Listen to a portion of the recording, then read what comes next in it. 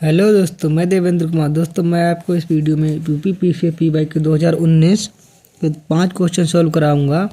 दोस्तों, इस क्वेश्चन की सीरीज में मैंने कल आपको 5 प्रश्नों के हल दिखाए थे। दोस्तों, मैं आपको बता दूं कि ये वीडियो के अलावा ये जो पीडीएफ है, इसका लिंक इस वीडियो के डिस्क्रिप्शन में आपको मिल जाएगा। उस डिस्क्रिप्शन में उस लिंक से जाकर आप इस वीडियो पे जो ये PYQ है, इसकी पीडीएफ आप डाउनलोड कर सकते हैं। दोस्तों, इतना ही नहीं, उस ग्रुप पे जाकर आप मेंस आंसर राइटिंग लिखने की प्रैक्टिस कर सकते हैं, क्योंकि उस पर मैंने मेंस आंसर राइटिंग की हुई है और उस पर पीडीएफ उसकी पड़ी हुई है, आप उसे पढ़ सकते हैं। दोस्तों, इस वीडियो के लिंक डिस्क्रिप्शन में जाके आप उस टेलीग्राम के चैनल पर जाकर PPPCS का सिलेबस भी पूरा डाउनलोड कर सकते हैं और हिंदी इंग्लिश दोनों में रहेगा। अगर आप उस ग्रुप को ज्वाइन करते हैं तो उस ग्रुप में आपको जनसत्ता डेली का हिंदी HD में न्यूज़पेपर मिलेगा, द हिंदू HD में डेली का न्यूज़पेपर मिलेगा। तो दोस्तों, मैं चाहता हूँ आप उस ग्रुप को ज्वाइन करें। फिलहाल मैं आपको इस वीडियो में 5 प्रश्नों के हल बताऊँगा। आगे जैसे जैसे हमारा वीडियो बढ़ता जाएगा, मैं आपको कभी कभी 10 कराया करूँगा। अभी पहला वीडियो, ये दूसरा वीडियो है ये, तो ज़्यादा प्रश्नों को मैं हल कराना नहीं चाहता, क्योंकि मुझे वीडियो एडिटिंग की थोड़ी कम आती है, इसलिए मैं प्रश्नों को यहीं से शुरू करता हूँ। जैसे प्रश्न नंबर 6 है, दिल्ली सल्तनत का है। इसमें निम्नलिखित में से एक विशिष्टता एकता व्यवस्था की नहीं थी। तो इसमें हमको ध्यान क्या रखना, एकता व्यवस्था की नहीं थी, ये नहीं शब्द को भूलना नहीं है। तो इसमें क्या दे रखा, आप 4 स्टेटमेंट दे रखे। एकता एक राजस्व एकत्रित करने की व्यवस्था थी। देखिए ये वाला प्रश्न, ये वाला ऑप्शन एकदम सही है। अगला देखिए, सियासतनामा एकता व्यवस्था की जानकारी का स्रोत है। दोस्तों, ये वाली बात भी सही है एकदम। अगला देखिए स्टेटमेंट है, एकता से एकत्रित राजस्व सीधा सुल्तान के खाते में जाती थी। ये वाला प्रश्न ना, ये वाला स्टेटमेंट यानी गलत है। तो इस क्वेश्चन का सही आंसर यही सी है। मुक्ति को एकता से, ये एकता लिखा हुआ है, एकता होगा, एकत्रित राजस्व से सैनिक रखने पड़ते थे। हाँ, ये वाला ऑप्शन भी सही है।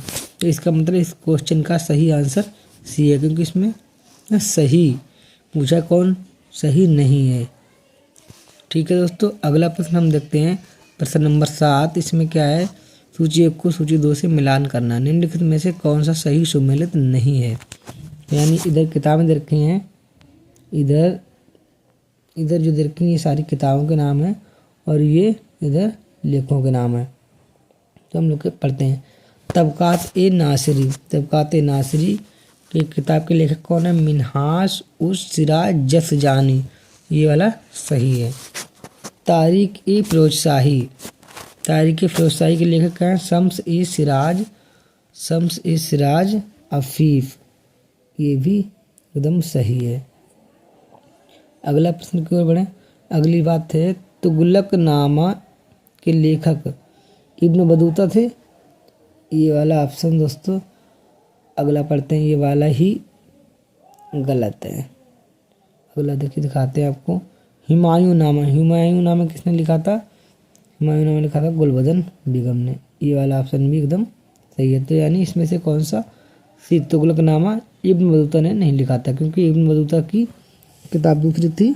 और कौन किताब थी, इसका आंसर अपना डिस्क्रिप्शन में बताएंगे।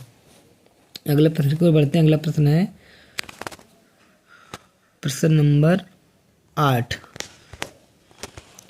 मुगल साम्राज्य से संबंधित प्रश्न है। निम्नलिखित राजाओं में से किसने अकबर के पूर्व तानसेन को संरक्षण दिया था? अब ऑप्शन दे रखा है, भाटा का राजा रामचंद्र सिंह, मालवा का राजा राज बहादुर, ऑप्शन सी मेवाड़ का उदय सिंह, गुजरात का मुजफ्फर शाह। इस प्रश्न का सही आंसर है, जैसे कि आपके नीचे आपको दिख रहा है, ए, यानी ऑप्शन नंबर ए सही है। यानी अकबर से पूर्व तानसेन का संरक्षण किसने दिया था? तो भाटा का राजा रामचंद्र। ओके, अगले प्रश्न की ओर बढ़ते हैं। अगला प्रश्न नंबर 9। मनसबदारी व्यवस्था के संदर्भ में कौन सा कथन सही है? यह दोस्तों यहाँ पे सही है और नहीं, ये जरूर देखना है। अब देखिए, पढ़ते हैं हम। मनसबदारी व्यवस्था राज्य के कुलीन वर्ग से संबंधित थी, जिसे अकबर ने प्रारंभ किया था। एकदम सही बात है। अगला पढ़ते हैं। मनसबदारी का पद पैतृक था। अब नीचे कुल दे रखे हैं कि केवल एक सही है। अब देखिए जो मनसबदारी का पद है ना, ये पैतृक नहीं था। मनसबदारी व्यवस्था कुलीन वर्ग से संबंधित थी, ये बात ठीक है, और जिसे अकबर ने प्रारंभ किया, ये बात ठीक है।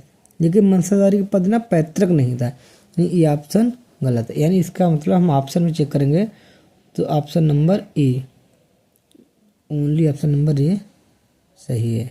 ओके, देखिए आपको नीचे दिखाते हैं, ऑप्शन नंबर ए ठीक है। प्रश्न नंबर 10 पे हम बढ़ते हैं। नीचे 2 कथन दिए गए, इनमें से एक कथन दूसरे कारण दिया गया है, तो हमको पढ़ना है। देखिए पढ़ते हैं क्या है कथन। अकबर ने शेरशाह की तरह राज्य के सिक्कों के प्रचलन को नियमित करने का प्रयास किया। एक बात ये वाला कथन दे रखा है, अकबर ने शेरशाह की तरह राज्य के सिक्कों के प्रचलन को नियमित करने का प्रयास किया। ओके, अगला कारण पद, शेरशाह की मुद्रा पद्धति के समान अकबर के समय का ताम्र का प्रमुख सिक्का दाम था। दोस्तों ये ऑप्शन भी सही है, लेकिन हमको सिलेक्ट क्या करना है। कथन ए तथा आर दोनों सही हैं तथा कारण आर कथन ए की सही व्याख्या है। अगला प्रश्न, अगला ऑप्शन देखिए बी में, कथन ए तथा कारण आर दोनों सही हैं परंतु आर कथन ए की सही व्याख्या नहीं है। दोस्तों मैं आपको बता दूं इसका ऑप्शन नंबर बी ही सही है, क्योंकि देखिए कथन दोनों सही हैं। जैसा कि देखें, अकबर ने शेरशाह की तरह राज्य के सिक्कों के प्रचलन को नियमित करने का प्रयास किया, हाँ एकदम सही बात है। और देखिए शेरशाह की मुद्रा पद्धति के समान अकबर के समय का ताम्र का प्रमुख सिक्का था, हाँ ये भी सही है। लेकिन अगर देखिए कारण इसकी व्याख्या इसलिए नहीं करता, क्योंकि मैं आपको बताऊँ क्या ध्यान रखना है कि जैसे अकबर ने शेरशाह की तरह राज्य के सिक्कों को प्रचलित करने का प्रयास किया। अब यहाँ पे आप कारण देखना सही है कि नहीं सही, तो क्योंकि शेरशाह की मुद्रा पद्धति के समान अकबर के समय का ताम्र का प्रमुख सिक्का दाम था। देखिए क्योंकि दोस्तों क्योंकि लगाने पर इसका आप कारण सही नहीं दिख रहा है, यानी इसका मतलब ऑप्शन, यानी कारण इसका मतलब सही नहीं है। यानी इस क्वेश्चन के ऑप्शन तो दोनों सही हैं। जो दे रखी स्टेटमेंट, जो अकबर ने शेरशाह की तरह राज्य के सिक्कों के प्रचलन को नियमित करने का प्रयास किया, ये कथन भी सही है और कारण भी लिखा हुआ सही है, लेकिन ये इससे संबंधित नहीं है।